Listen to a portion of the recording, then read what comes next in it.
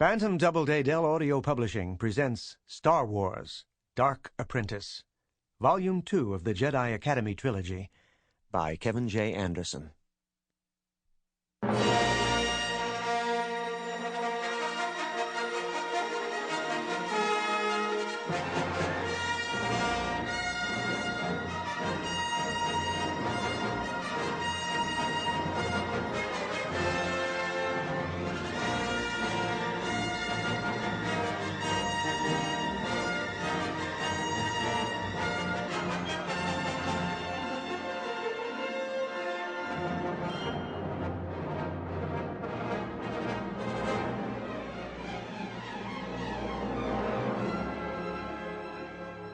The huge orange sphere of the gas planet Yavin heaved itself over the horizon of its fourth moon.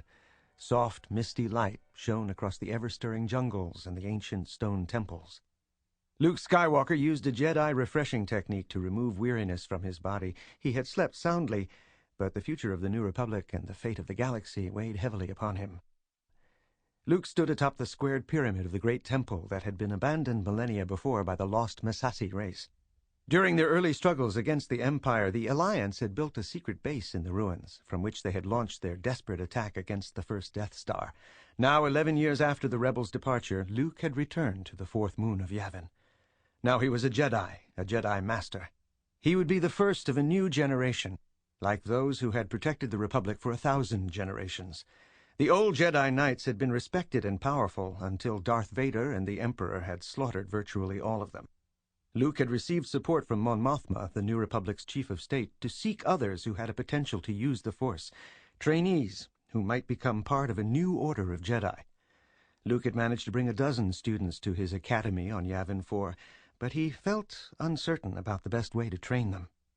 His own instruction by Obi-Wan and Yoda had been abbreviated, and Luke had since discovered facets of Jedi lore that made him realize just how much he still did not know.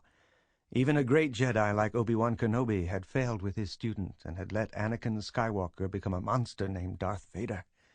Now Luke was expected to instruct others and make no mistakes. Do or do not, Yoda had said. There is no try. Luke closed his eyes and let his hands hang at his side, his fingers spread. He let his mind open and relax. He drew strength from the Force, touching ripples made by the life forms crowding the jungles below. With heightened senses, he could hear the rustle of millions of leaves, twigs scraping, small animals scurrying through the underbrush. The plants grew, the animals flourished. The moon awakened to a new day. Yavin 4 was alive, and Luke Skywalker felt energized. Listening intently, he heard 2 people approaching far off in the dense foliage. They moved quietly, but he could sense the change in the jungle as 2 of his Jedi candidates made a path through the undergrowth. He had sent them off into the wilderness to sense and study other life forms touching the Force. Luke decided to go down to meet his pupils. As he turned to re-enter the echoing stone halls of the temple, Luke looked up at the sky to see the streaking trails of a shuttlecraft descending through the humid atmosphere. He realized with a start that the Academy was due for another delivery of supplies. Luke had been so focused on training new Jedi that he had lost touch with galactic politics and what was happening with Han, Leia, and their children. He hoped the pilot would bring news. He shrugged down the hood of his brown Jedi cloak. The garment was too warm for the jungle humidity, but Luke had stopped noticing minor physical discomfort. When the rebels had first set up their hidden base in the Massassi temple, they had scoured the thick plant life from the chambers. Across the river stood another prominent temple, and according to orbital surveys, more structures lay buried under the implacable vegetation. But the Alliance had been far too wrapped up in its war against the Empire to bother with detailed archaeological inspections. The vanished race of temple builders remained as much a mystery now as when the rebels had first set foot on Yavin 4. The temple's flagstone corridors were uneven but remarkably unscathed after centuries of exposure to the elements. Luke took a turbo lift from the pinnacle down past the 3rd level, where other students slept or meditated in the early morning. Luke's Jedi Academy was by no means luxurious. In fact, it was barely even comfortable. He had not repaired all the damage caused by time, but he had refurbished the glow panels, water systems, and food prep facilities the Alliance had installed. When Luke reached the ground level of the temple, the partially raised hangar bay doors stood like the dark slit of a mouth. Luke walked past the hangar bay and outside into the jungle. His timing was perfect. As he walked through the lush foliage, he heard his two Jedi trainees approach. Tall, dark Gantoris parted heavy branches and came forward to meet Luke. His high forehead had been shaven clean of eyebrows. His skin looked chapped and weathered. On the hellish world of Il Shah, Gantoris had used an innate talent with the Force to keep a small group of forgotten colonists alive. Gantoris had had nightmares of a terrible dark man who would tempt him with power and then destroy him. At first he had thought Luke was that man. Behind Gantoris came Streen, the second candidate Luke had found in his Jedi search. As the trainees bowed, Luke clasped their hands. "Welcome back. Tell me what you've learned." "We found another Misasi temple," Streen said breathlessly. "Yes," Gantoris said. "The new temple isn't as large as this one, but it seems more potent somehow.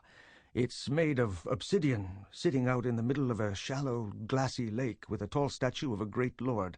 A site of great power, Streen said. "I felt the power, too." Gantoris tossed his thick braid behind him. "We should learn all we can about the Misasi race. They seem to have been very powerful, but they vanished entirely. What happened to them? Is there something we need to fear?" Luke nodded gravely. He, too, had sensed the power in the temples. He knew the dark power that Gantoris had detected, and although he told his students they must share what they learned, Luke felt that certain knowledge could be deadly. Darth Vader had discovered the wrong kind of knowledge. Luke clapped his hands on their shoulders. "Come inside, take a drink. A supply shuttle is landing, so let's go greet our guest."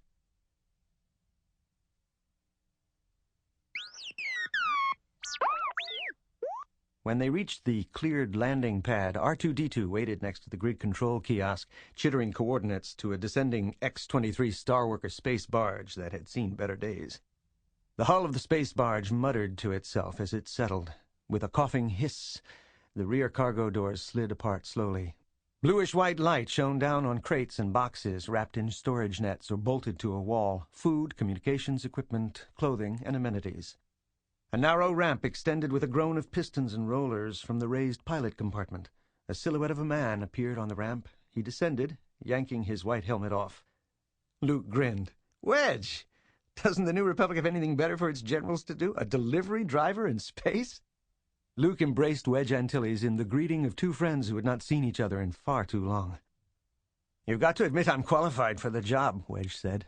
"I've been tidying up after the Imperials, doing demolition work in the armpit of Imperial City, and cleaning up wrecked spacecraft in orbit around Coruscant.